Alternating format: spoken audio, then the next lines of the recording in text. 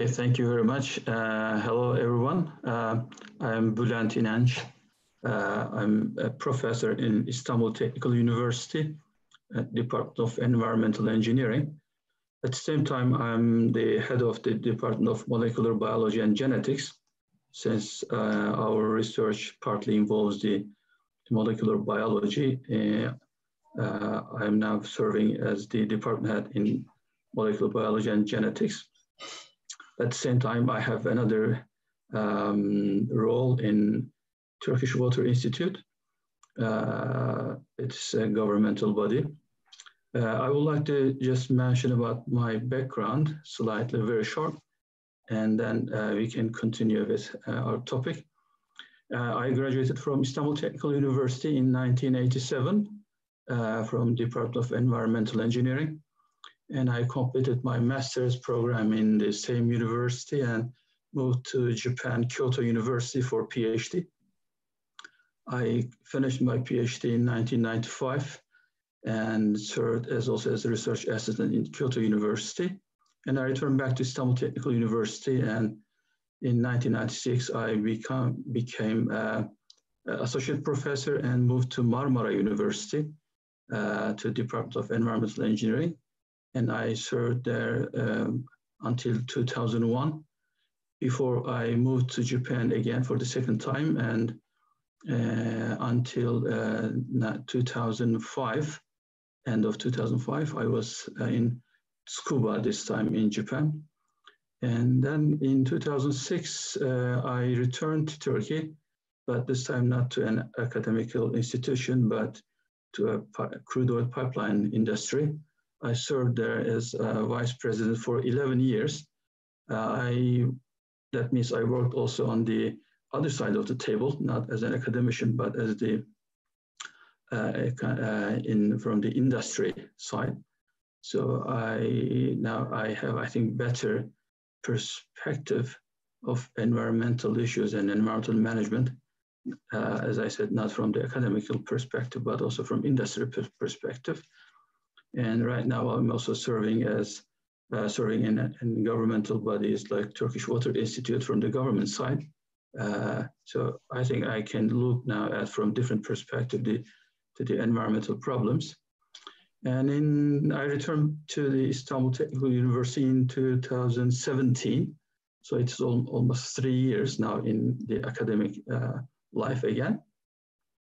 And today I would like to talk about the future of environment or the sustainability, which are very famous actually concepts.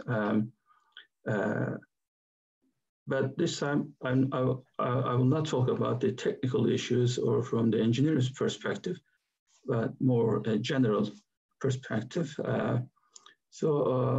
When I remember my student years or study in university in 1980s,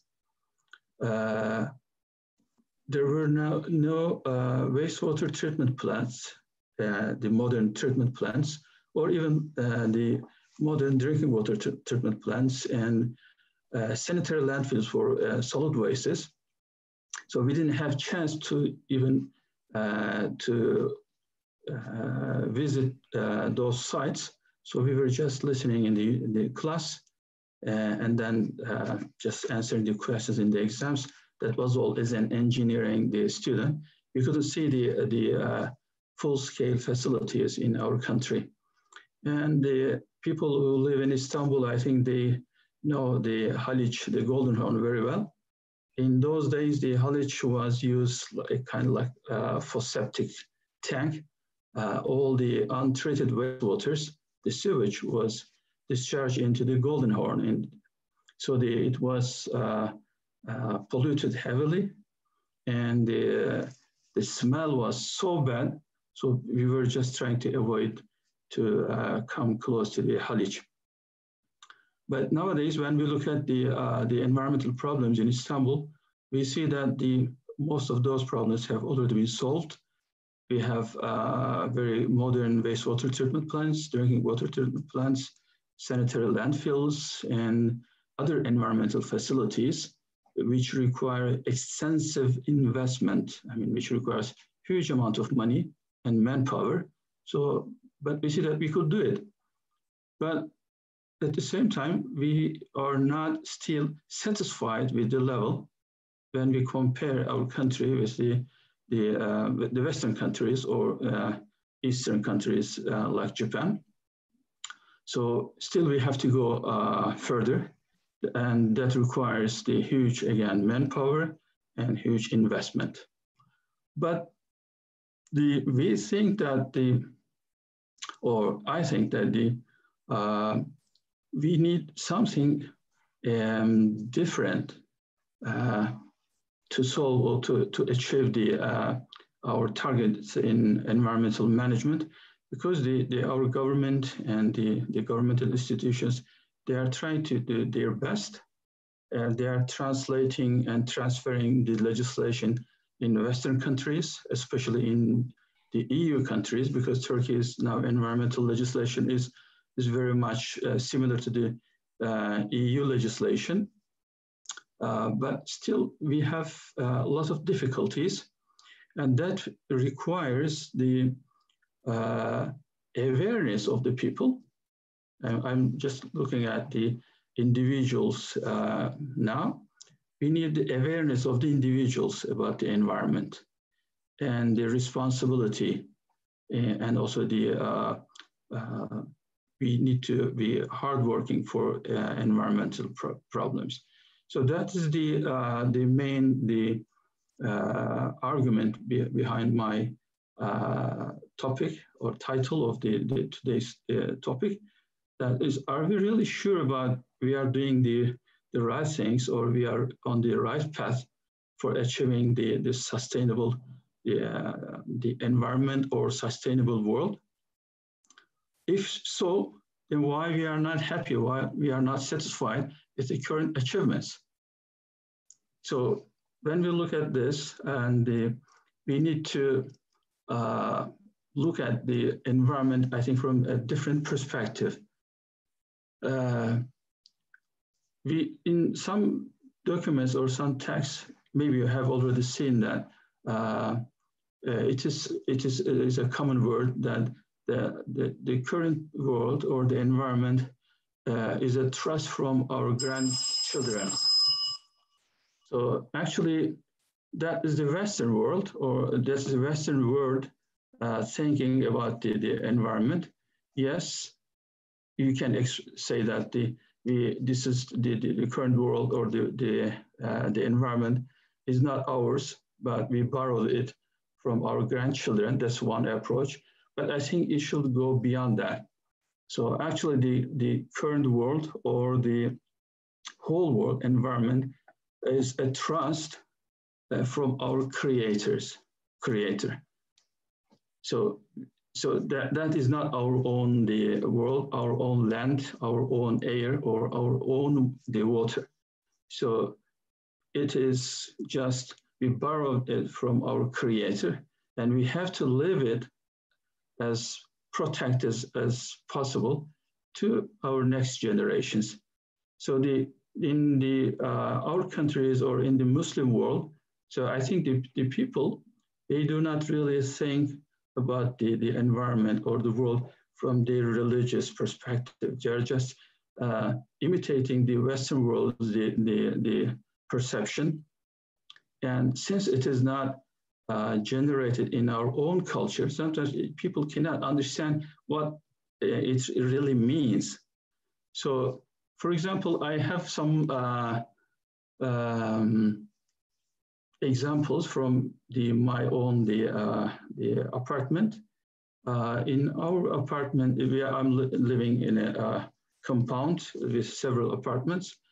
Especially after the coronavirus event, so I'm at home more than before, and I started observing that the people, especially the ladies, they are shaking the carpets and most of tablecloths, etc., from their balconies. So we are hiding inside home to protect ourselves from the virus, which can be also transported by solid particles. So they are keeping themselves in-house, in their houses, but they are shaking and then distributing all this, their pollution to the neighbors. So they don't think that there is something wrong in that. So if those ladies, they can discharge or dispense I don't want to say the garbage, it is not actually garbage, but you can add a lot of dust to the outside. So it means that they can also easily discharge their wastes if they are running a business into environment if nobody opposes or if nobody can stop them. So that is the main reason. So we have the legislations, we have the all kind of technical measures, we have the technology, but the people's understanding, people's perception about the environment is the problem that needs to be changed. So how can we change that? So I cannot even convince my neighbors not to shake the carpets, etc., because I have warned them and nobody listens. And I have discussed with the manager in this compound. They said that they asked several times to different people, but nobody cares. So that means we have more a deeper problem for managing the environment. So one thing is that we need to tell the people that polluting the environment is not welcomed by religion or by education, by government, by our neighbors. So there are actually two, I think, the main actions required. First one is the religious education. We need to review and revise our religious education so that they will be more caring about the environment than even the non-Muslims, okay? So that is much more important because your behavior is actually reflecting your belief. If you are believing that your creator has forbidden to pollute the world or consume more than is sufficient, then you have to behave like that.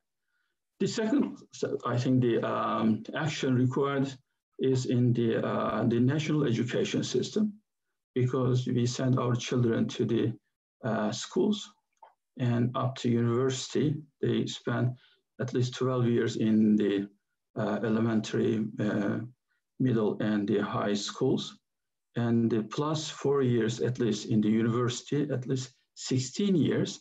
After 16 years of extensive education, still people do not know what they have to do for the environment, or they don't just keep the rules and they just violate the rules sometimes. So there is something wrong. So if you need to do something, we have to correct these two issues. And in this April, actually, we were planning to have a symposium about the environment and the moral, but unfortunately it was canceled and postponed to the September of this year. And if you attend that symposium, I think you will have chance to listen more about these issues, because we have invited people from the religious institutions and also the technical people like the universities and the government bodies. So they will be discussing about the environment and the moral issues. In Turkish, actually, it is Çevre ve Ahlak Symposium. So ahlak means moral, should be part of our environment. And I would like to give one example about involving the religious institutions or religious approach to the environment. So when I was in Japan in 2015, I have attended a symposium about the solid waste management, and there was a session as a panel. The title of the panel was how to approach the waste management problem, technology, economy, and the moral. So that was the name of the panel. So there were three different panelists in that panel. I will just try to share the photos from the panel. I hope that I will be able to share it. And where is the Zoom? Yeah.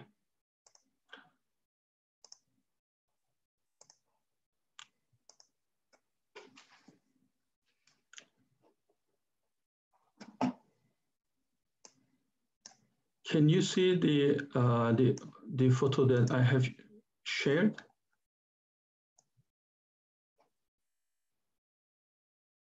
Yes, we can see. So this is the panel. It's about the waste management, waste problem, and the economy and the moral. So there are three people. One is Professor Sawa from Kyoto University, from Department of Economics.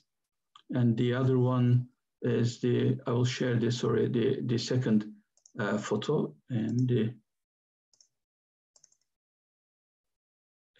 let me share it.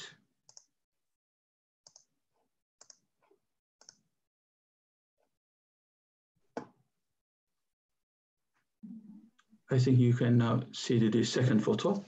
Yeah. The one on the left side is Professor Saba from the Department of Economics, Kyoto University. In the middle, the Professor Tanaka from Okayama University, Department of Environmental Engineering.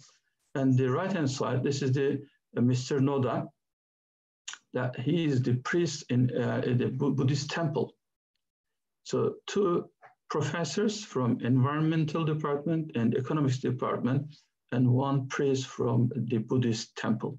So they were discussing how to manage the waste, or how to approach to the waste problem. So as expected, Professor Sawa and Professor Tanaka, they told and discussed the waste management from the perspective of their disciplines. And but the professor, Mr. Noda, he gave a very good speech, and he was telling that actually he was not a priest in his before. So later he became the priest, but he was working for a company. He was a salaryman in a company. And by the way, I have stopped sharing. Then, is that right? You can see me, right? Right. Is it correct? Yes, we can see. Okay, good. So Mr. Noda was saying that he was not a priest, but he was a salaryman before.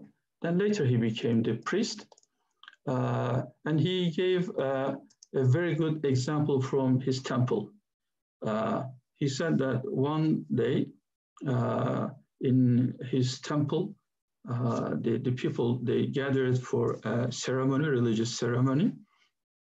And their chief priest, he asked all the people about what type of car they use for coming to the temple for that day. And most of the attendees or the people coming to the temple are very rich people, he said. And of course, and all they mentioned about the very big and powerful cars because they are rich. But the chief of the temple, the chief priest, he said, next time, please come by smaller cars. So that is the reflection of caring environment through living your life. So if you have money, it doesn't give you right to buy everything and to use anything. So you have to be responsible for your behavior. I mean, you are not free to use everything and then or pollute the environment. So you have to be careful. So it was very good. So and also he continued. He said that the way for solving the waste problem is to consume less. If you consume less, then you will produce less waste. So that is the only solution. If we consume more, and then we will produce more waste, then we will be talking about the recycling, etc., etc. Okay, so the issue is the consuming less and living a simple life. So in the religion, it is actually reflected as bir lokma bir hırka in Turkish. Okay, so that is the translation. So if we live a much simple lives, then we will have less environmental problem. And the Professor Takatsuki, Hiroshi Takatsuki, he is a professor, emeritus professor of Kyoto University, and he was in our department when I was in Kyoto. He is a cartoonist. He draws very good cartoons about the environment. So I will be sharing some of the cartoons now, and you will see that we are actually thinking in a similar way, not differently. The first one, let me start with this one, and then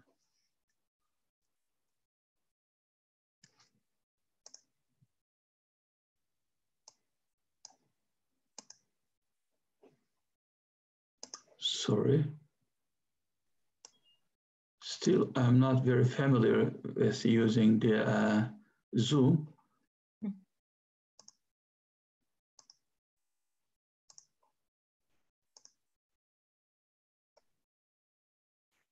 I think now you can see. So this is the one of the cartoons. By the way, this High Moon, he is using this nickname, the High Moon. It's the translation of his family name. You can see here Takatsuki. Takatsuki means high moon. So it's the nickname he used in English is just translation of his family name. It's High Moon. So when you see this cartoon with High Moon, he is the Professor Takatsuki. So as you see from his cartoon, we explore the world or the earth, and then get all the oil, energy sources, and the minerals, everything, and then dump them into the cities or even to the agriculture. And then we are destroying the balance of the environment. And the question is here, as you see here, is this: how long can this situation be sustained? So everybody knows that it cannot be sustained. It's quite clear. But the problem is what can we do for that? So there are, as I said, there are two different approaches, at least. One is the Western world approach, and the other should be our Muslim world approach. So we have to be thinking about that. So I will be moving to another cartoon.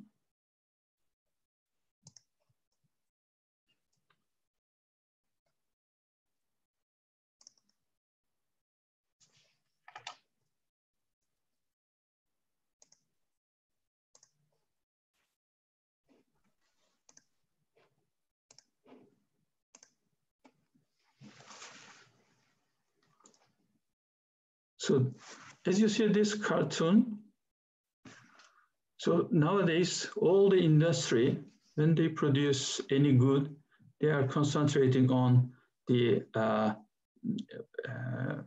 using the less water or less material, but at the same time, they are concentrating on on how to recycle its parts or the material contained in the product easily. So some people, they say that our product is recyclable. The others say that it is environment friendly. And you see the lots of the statements on these products as past products assessment controlled. And usually the governments or the industry, they say, don't worry, as written here, everything here is environment friendly. Yes, you can produce some environment friendly products, but even if each one is environment friendly, mass production results in massive environmental impact. So this cartoon, I think it summarizes it very well. We have lots of the cars, much eco-friendly than before. They are consuming less gasoline per kilometer than before, or they have more recyclable parts, but they are produced in massive amounts. And the number of cars in Istanbul, how many times increase compared to 10 years ago. But from this region, I can easily say that we had maybe 100 cars in this compound, but nowadays I think at least 5 times more cars we have. So people cannot park their cars in our parking places. They just go and park in the streets. See, we have more cars. It doesn't matter how much eco-friendly they are. So there is a massive increase in numbers. And at the same time, of course, our population also is increasing. And that's also driving this increase in the numbers of the cars and also other products. So let us move to another cartoon.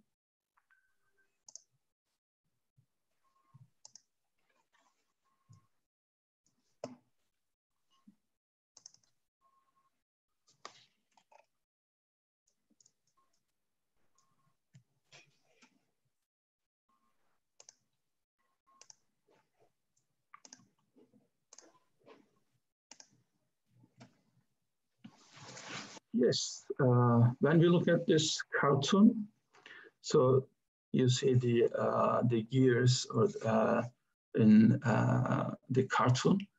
So whole the environment, the trees, the animals, insects, they are turning in a harmony.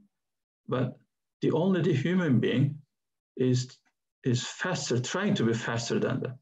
So that is actually causing the problem and disturbing or destroying the harmony in the environment.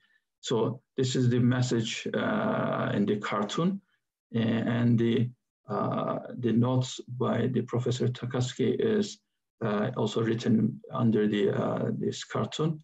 Says, as you can read, in a cyclic socioeconomic system, harmonization of all elements is essential.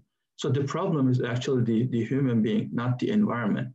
So we are running much faster or turning much faster than the other elements in the world, in the environment. We need to slow down. So that is you can I think easily understand, and I think talk much better than me about this sociological the parts. But the problem is the human being itself here. And then let us move to another cartoon.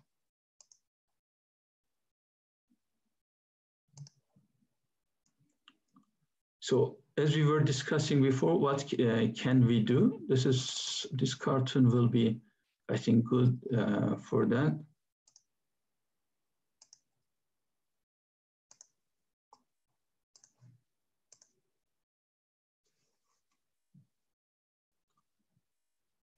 So this is, I think we have some commons when we compare the Buddhism and also the Islam. We have more, I think, concentrating on this self-control. So this is actually, this cartoon shows the basic training in Buddhist temples. Maybe some of you know that the people in these Buddhist temples, they just stay in the temple without moving, and then that is to train themselves and control themselves, and it's a measure of patience actually. So this is the training is necessary actually. We need to change the minds of the people to consume less.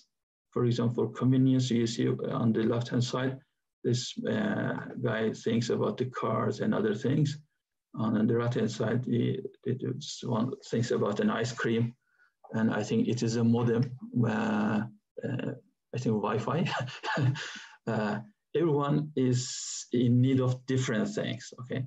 So we need to give up most of this, not all. I cannot say that you have to give up them all. It is not possible, but you have to give up most of them. If we give up these demands, that means things, then we will create result in less demand from the industry, and it will then we will consume the less natural resources. We will emit less the atmospheric pollutants. We will dump less solid waste, and we will pollute less the waterways. So again, the note here is that we need to adopt a simple and slow way of life from now on. So if we don't change this, if we don't really apply this, slowing our lives, the worst case scenario will come true. So it will be inevitable, and we cannot stop it. So already the population of the human being is increasing at a very high speed, and our consumption, the trend is really stupid, and we are consuming everything in very high amounts, and we are creating a terrible environmental the results. So we need to change it. So what I recommend from this cartoon is that we need to change our religious education too. We can teach the children, small children in mosques, so that they can be less demanding, and they can slow their lives. Okay, so I think the Diyanet İşleri Başkanlığı, the Department of this Religious Affairs, they have to think about their approach, and they have to revise their I think thinking and approach to the mosques and the religious education of especially small children, and also on Fridays. Unfortunately, nowadays we cannot go to the Friday prayer, but on Friday prayers, they can, I think, give much more information to the people in Friday sermons. We need to educate people from the mosques. Okay, so that is one approach that is that should be done. But one thing that unfortunately I also see that the people or staff in the mosques, they are not educated in this, and they are not really their awareness about the environment and the importance of educating about the environment is not sufficient. So there are lots of things that this Diyanet İşleri Başkanlığı has to do. And another slide I will change.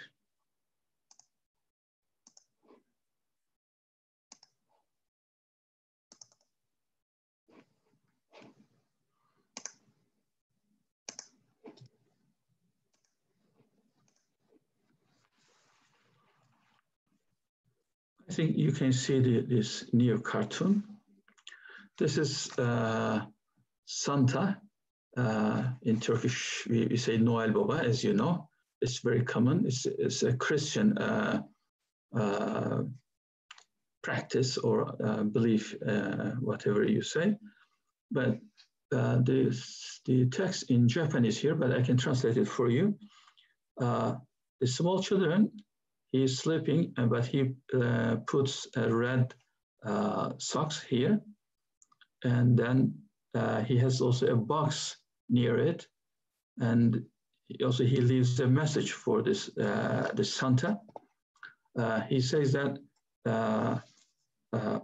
these are the toys that I don't need anymore. Please give them to who needs. Okay. So the Santa says that wow, this is incredible way of spirituality. So if we can give this mentality, this kind of spirituality to the small children, then they will understand the environment better and they will behave much more responsibly, I believe. So this has to start from childhood. So I will not mention about the schools, but if all teachers are educated very well about the environment, and if they understand and practice by themselves, they will set good examples, including these teachers, of course, these clerks, religious clerks, and the other people, and they will educate the small children from this childhood, and they will be more aware about the environment, they will and live more responsibly. Okay, so this is the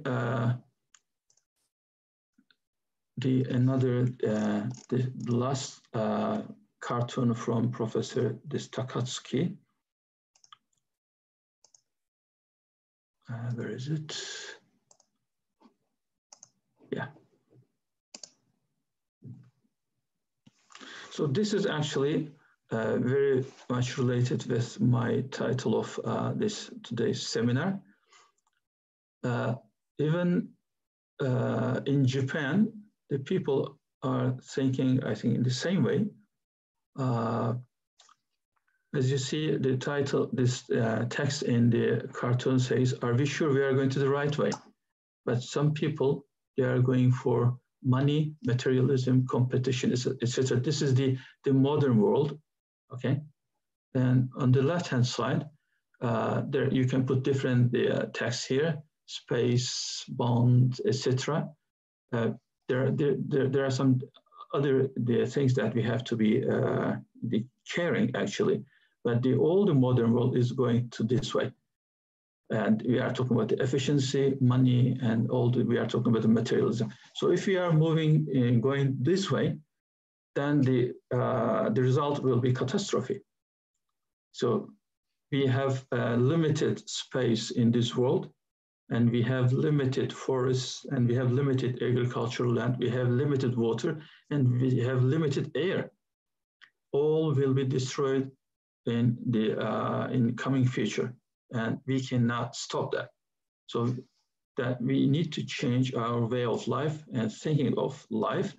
And his note is also interesting here.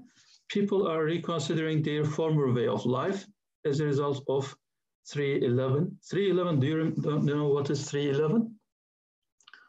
In March 2011, there were one of the biggest earthquakes in north of Japan.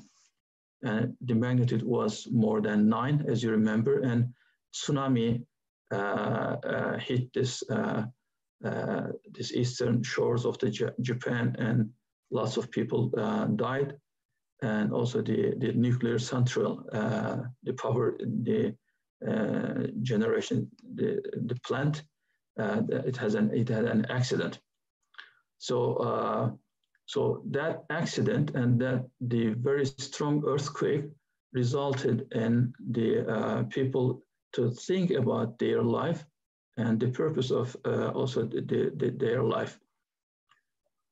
And sometimes some events in the life, in people's lives, they result in thinking again.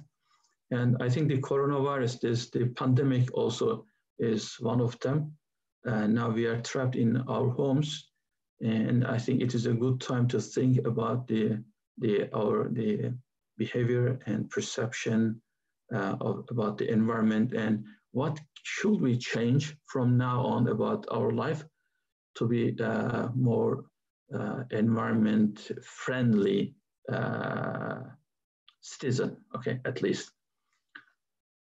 And the one question also was, I think should be related to this one, is about, okay, I will just give you my personal also experience. I'm married and my wife is Japanese, and my mother-in-law, she is now over 90s, but she was a high school student during World War II, and she was working in an airplane factory near her home. And one day she had told me that we were working very hard. We had worked very hard. And now I'm thinking, why did we work very hard? What was the reason? And today, now I cannot understand why did we work so hardly, and we have we could not give necessary time and the importance to most of the things, but we just worked. And nowadays, the people I think in the world, they are just working. As reflected in this Professor Takasugi's the cartoon, we are just working. We are trying to produce something more, and we are not really thinking. We need to rethink about our lives, our way of life, and what we are doing personally, okay? And let me close this one.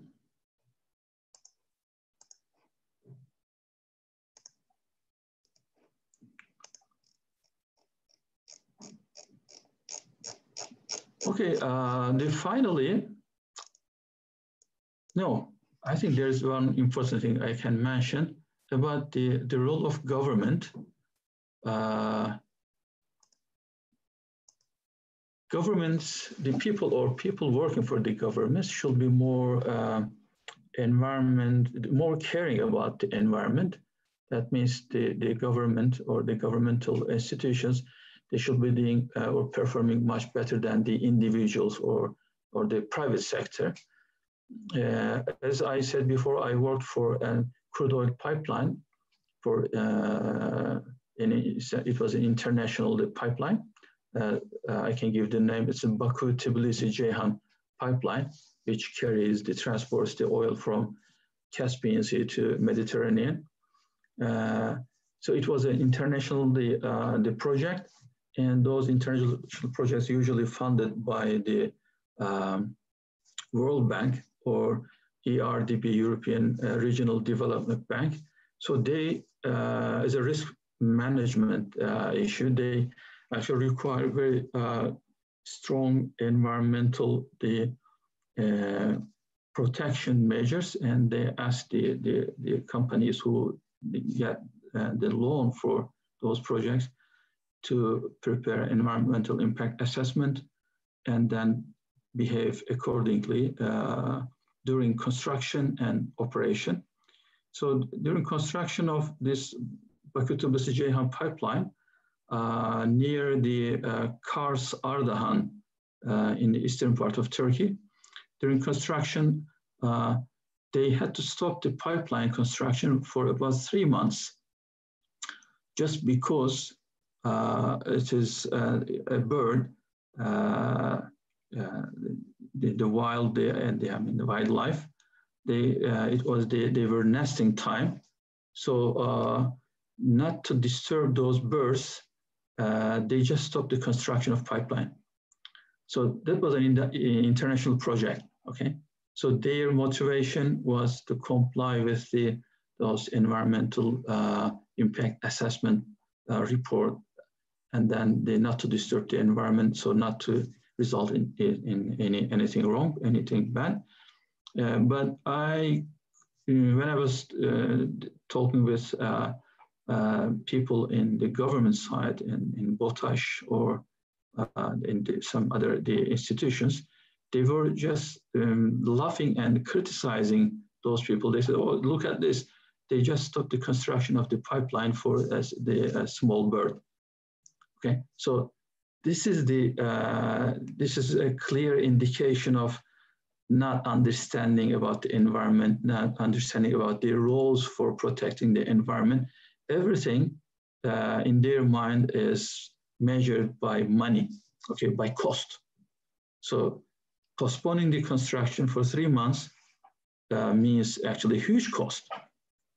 But if they behave responsibly and if they really do it, it will be more sustainable because they will not be destroying the wildlife. Most of the large projects, huge projects, they destroy the wildlife in the project area. So after one or two projects, so they're now then the much bigger or stronger opposition start, and they cannot do the new projects at all. Even the business, from the business side, it is not sustainable. So actually, World Bank or ERDB, they're requiring the environmental measures, not only for actually the sustainability of world, but sustainability of their business. That is the Western perception or the way of thinking.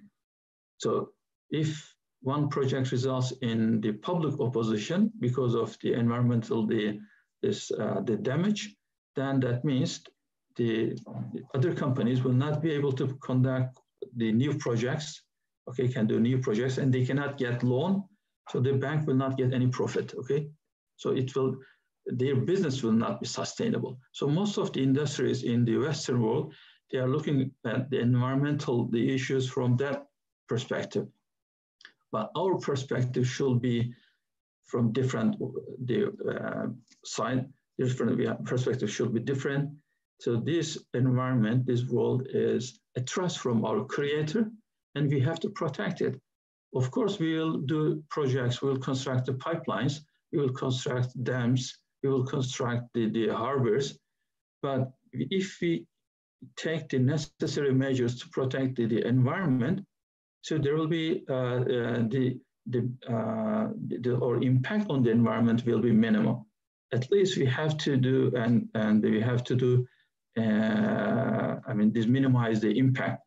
But unfortunately, in our country, even the government institutions, they just think about the cost and the current cost, not the future cost. They don't think about even the future cost.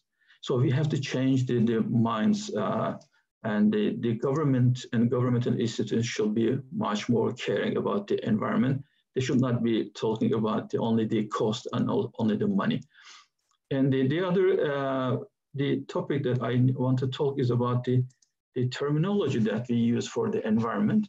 We are just translating the Western text or English. Most of them are English, but there's sometimes German or the French texts. But when we translate those, we translate word by word. So the people, ordinary people, actually they do not understand, and they do not, they cannot get the real meaning of the terminology. For environment and also for health and safety, I have lots of examples. But for example, if you go and ask the people in the street about sürdürülebilir çevre, sustainable the environment, most of the people in the streets, they will not understand and they will not able to answer you what it is. Okay? Sürdürülebilir, what does it mean? Sustainable, sürdürülebilir. Yes, we understand something from sürdürülebilir, but since it is not coming, it is not originating from our, in our culture, so we really cannot convey the message to the people. So the terminology should not be only just translated word by word, but it should be evolving in our culture. Or some people, they should be also thinking about this, I think, the developing terminology. And I had one example for health and safety. For example, for safety, in Turkish, if you say safety, the usual translation is iş güvenliği. But we use güvenlik, but güvenlik is at the same time is security. In English, there are two different words, safety and security. So emniyet, güvenlik, so they're almost the same, but they are most related with the security, not safety. So to make it related with safety, we add some other additional terms in front, like iş güvenliği, there is sometimes you are at home and doing something, and but it has nothing to do with the work. But still, if you use some protective equipment like gloves or goggles or helmet, if you use at home, I hope you are using, but they are called as iş güvenliği malzemesi. You are not at work, you are at home, but the name is iş güvenliği malzemesi. Okay, so when you ask the people, please do safely, please observe safety rules at home, they don't understand, because all the terminologies about the work, it is all the safety issues should be at work, not at home.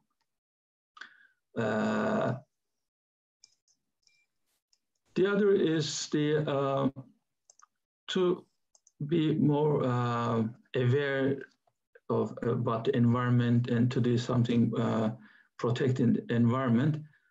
There are different terminologies used, like the carbon footprint. I think you have already heard about it.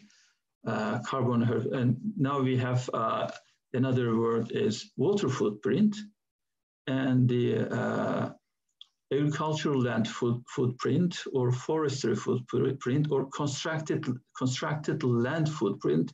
There are different new terminologies nowadays used. Yes, they are helpful. If you measure how much carbon you emit from your business, that's important. If you try to reduce it, it is good. And at the same time, if you measure how much water you use for the business or for your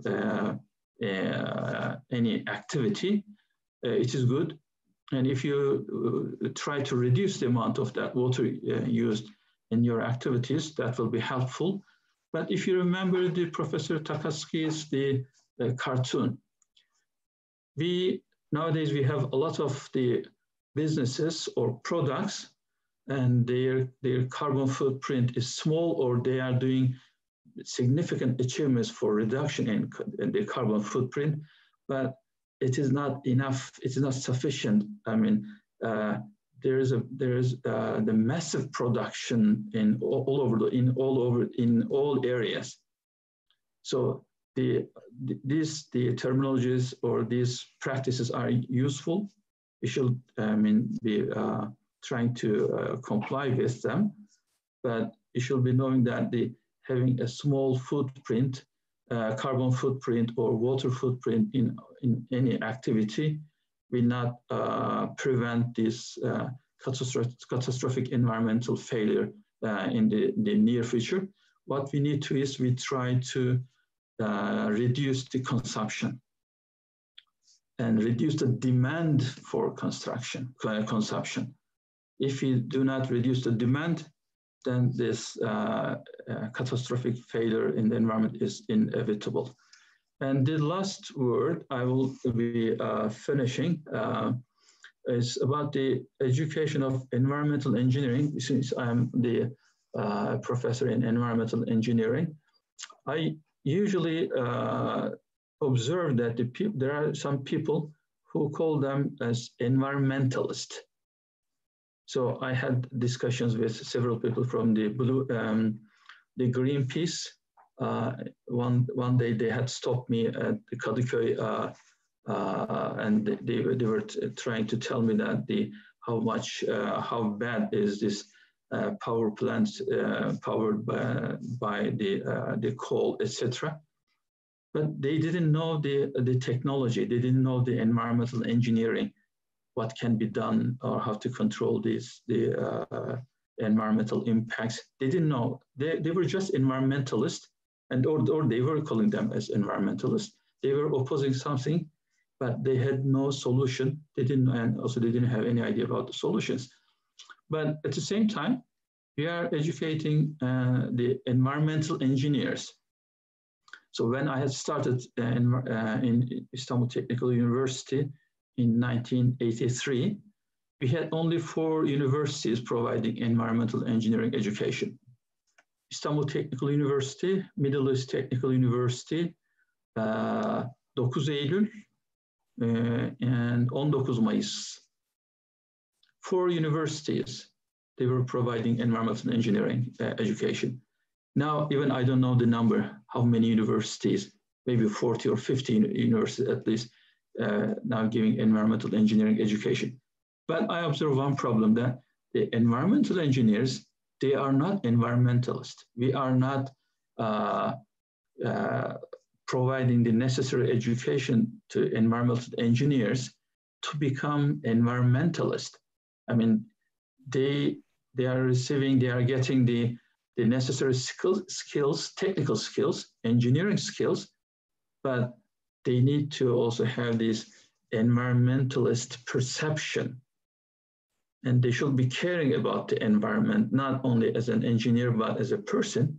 So those people, when they try to develop the environmental protection measures, or when they are doing the environmental impact assessment studies, then they could do much better. They could, I think, perform much better. So we need to improve in that also part.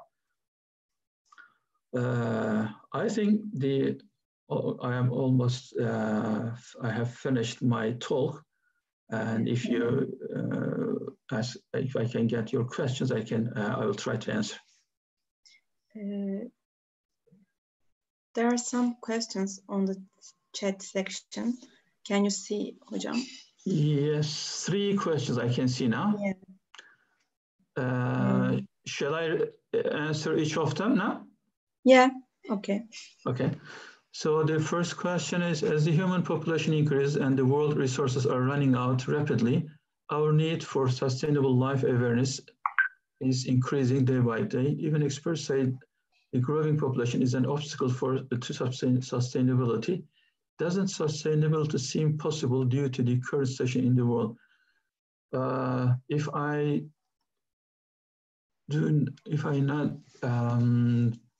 Let me say, if I understood correctly, so you are asking that if we do everything as we do right now, the sustainability is sustainability possible if we do everything as we do in the past. Sustainability actually is not possible. That's why actually we are talking this, and all over the world people are talking about the not sustainability. I will give one example. Maybe you have personally observed, seen in your life in a similar way, but I will give you an example from the microbiological laboratory. In biology lab, maybe in the high school we have done, but usually we do experiments for microorganisms in glass plates called Petri dish. The diameter is about 10 centimeter. And if you want to grow the microorganisms, you put some material, food, which microorganisms, for example, bacteria, they like it very much. Usually it contains proteins, the hydrocarbons, etc. It's a solid, it's a gel-like material. And we just transfer some water or some swabs from the human skin, etc., to those plates, and then incubate the plate in an incubator around in 36 degrees centigrade for 24 hours. Then we start to observe small colonies. And each colony is actually millions of bacteria as a single cell. Usually we cannot see with naked eye, but if you grow them on a gel like the food, then their number increase, and then and we can see a colony. It's like a lentil, small lentil, piece of lentil. And actually it's millions of the cells, bacterial cells. But if you wait for second day, so most of the Petri dish is occupied with the colonies. Even you cannot count the number of colonies. On the third day or fourth day, so you cannot see the colonies, but you see all colors of the surface changes, microorganisms just overlaps. And if you wait for 1 week, then you see that the colors start to change, and different microorganisms grows on them, like the yeast and the other type of microorganisms. Bacteria die, and then different types of the yeast, etc., they come and then consume them. But actually what happened, if you think that the world like a petri dish, it's a limited space. The world is also a limited space. So the cities in this world are like the colonies of bacteria on that petri dish, okay? So if you wait 100 years, then we will see more colonies. That means cities will be growing larger. And then if you wait another 100 years, then all over the world's surface maybe will be covered by the cities. But what happens with bacteria when they also grow on the petri dish, when they consume the food, they discharge the byproducts, okay? And their byproducts, consumption of degradation byproducts, usually change their environment. One is the pH, the acidity. The acidity increases, and their waste material makes the petri dish unlivable for those bacteria. And they start to die because of their byproducts. And their number increases, and they change the condition of their own place. So it's the same for the human being. Let me give one example for Istanbul. I think you know the Halkalı and also the Yakacık on the Asian side. The biggest solid waste dump sites, even I don't call them landfill, but just dump site of solid waste places were in Yakacık on the Asian side and Halkalı on the European side. So, but in Halkalı, we now see the new settlements, high-rise buildings, right? And in Yakacık, the same. In the 1980s, I think even up to 1990s, they were used, but 1980s, sure, they were used. I know the Halkalı. So in 20 years ago, 30 years ago, those places were far from the cities. People didn't know even the places. So the garbage trucks were taking the garbage, the solid waste to the Halkalı and just were dumping. Nobody was seeing them. But now we have new settlements in Halkalı and at the same time in the Yakacık. So the Istanbul, the solid waste now is transported to Silivri. But after 50 years, maybe just before 50, within a few decades, we will see the people live in Silivri living nearby the solid waste landfill. So if we continue with this, the speed, I think we will just go into the Bulgaria or Greece in a very short time. So all this land, empty land, agricultural land, they will be occupied by the people with the new settlements. So those people will generate the wastewater, sewage, they will generate the solid waste, they will pollute the air with the heating, the fuels.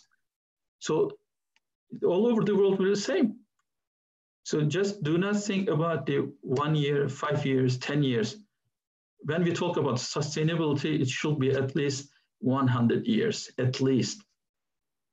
So 100 years is not a long, long time period for the humanity. So my grandfather was born in just before World War I. So he just passed away, but we knew the people who was born 100 years ago. We know very well what happened in 100 years ago. So 100 years will pass very, very, very quickly, very fast. So I'm now 55 years old. It was really, I don't know how it passed. 5 years, 50 years, the time is passing very fast. So 100 years scale is not a long scale. So with this current increase in the population, with the current consumption of the natural resources, with current disruption and damage of the environment, the world will never be sustainable. We will have much worse the problems in maybe after even 20 years or 30 years. Even today's coronavirus, this pandemic, has some links with this, the sustainability, with the environmental sustainability. But it will take a long time to discuss it, but it is not sustainable. So second question, how can we list the basic steps that can be taken to develop sustainable life awareness? I mean, what should we first pay attention to as individuals? As I said, as an individual, first try to consume less.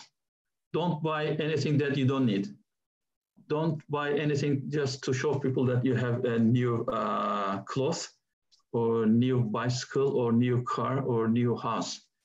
So everything that you don't need and buy means you contribute to that, the environmental problem. But as an individual, if you are aware of this environmental issues, you should set example to the others by living, okay? Not just by telling. So right now I'm just telling, okay? You cannot see me and what I'm doing in my personal life to protect the environment, but as living, also in your living, you have to set example. So people should, of course, they have to hear also, but if they observe your behavior, your practices, I think they will understand and their awareness will also increase much faster. So start from today, don't buy anything that you don't need, okay? And if you have anything at your home that you don't use it, give it to people who really need them. Just don't forget the cartoon that Noel Baba, that small child, he asked Noel Baba to give this, the toys that he doesn't need anymore. So you can do the same. Just give the material. And I'm sure that there are lots of people in our country right now who need that something you don't use right now.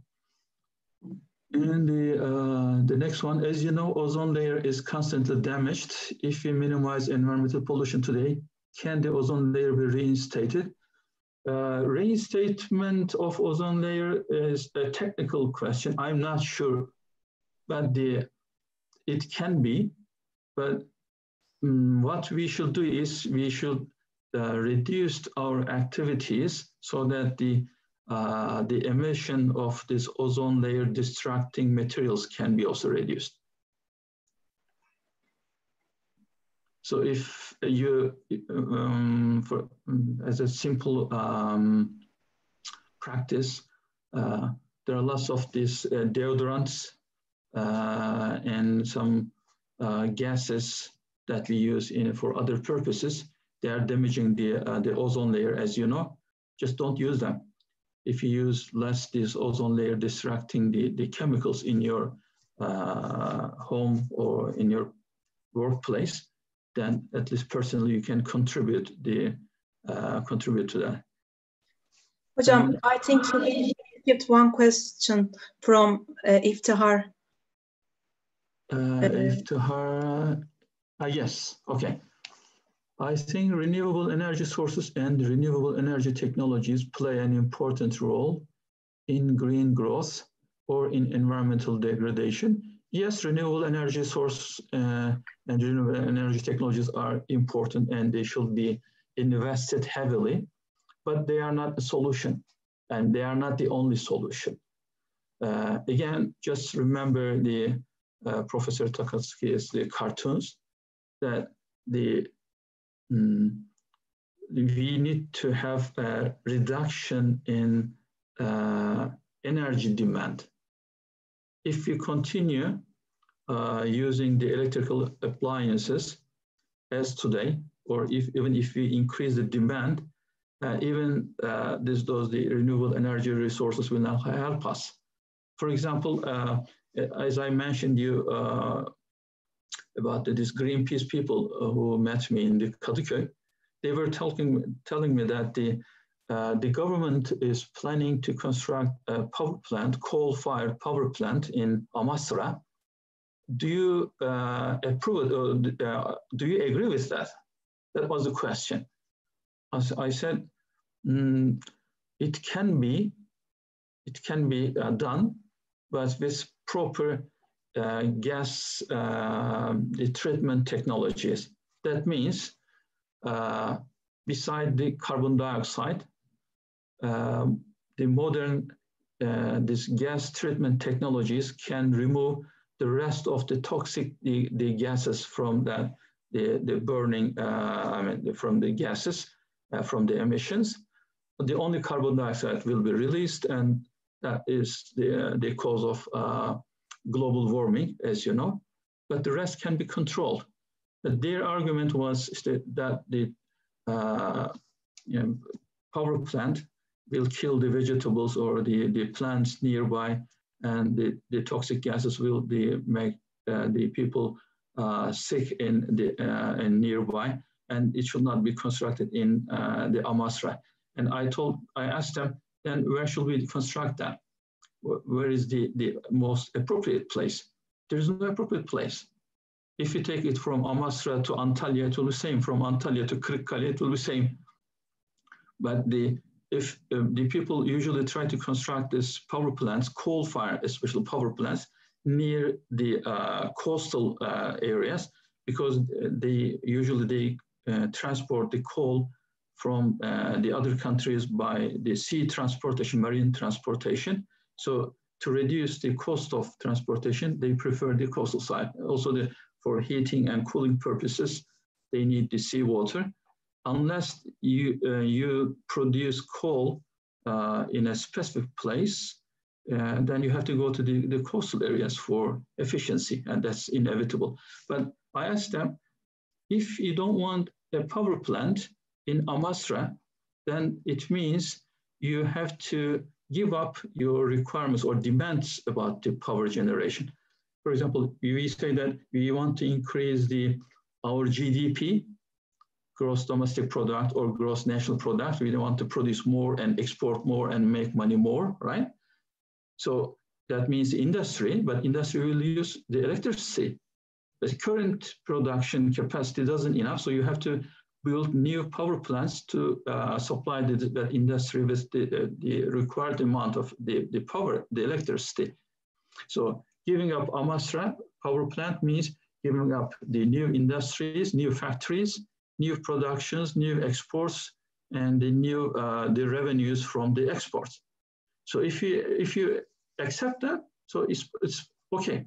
Just we can stop it. And all of them, you are using the cell phones. All of you are using the cars. You are using different the equipments or the machineries. If you accept to give up them, if you accept using the only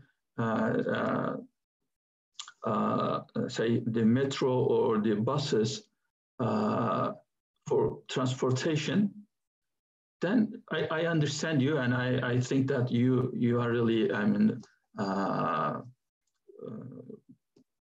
to say, you are making a good, you are demanding something good, but unless we give up all those our requirements or demands from the government, then we cannot avoid the construction of new power plants or the other type of the plants which destroy the environment.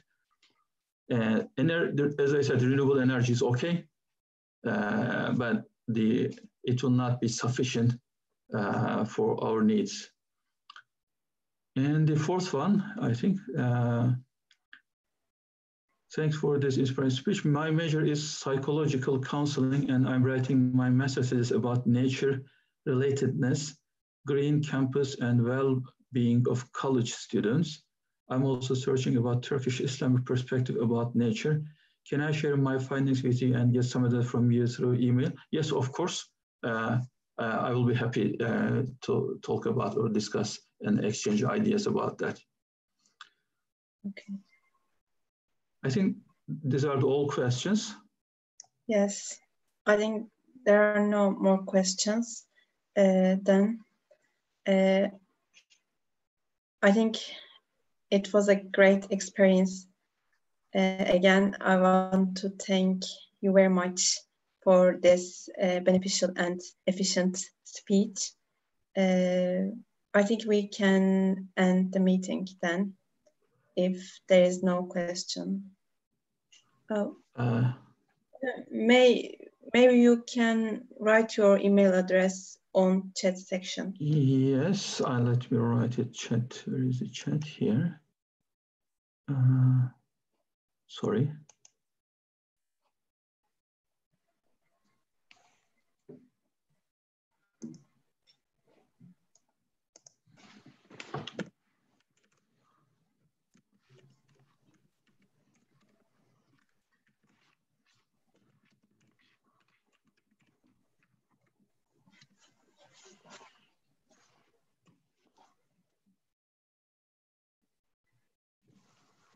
Thank you, hocam. You're welcome.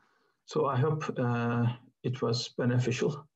And if you need anything more, or if you want to discuss anything about the topic or in general, you can just write me.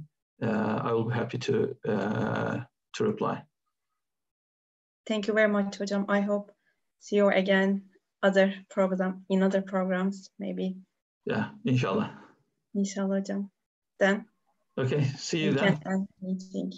Okay, see you then. Bye bye. Good evening. Good evening. Bye bye.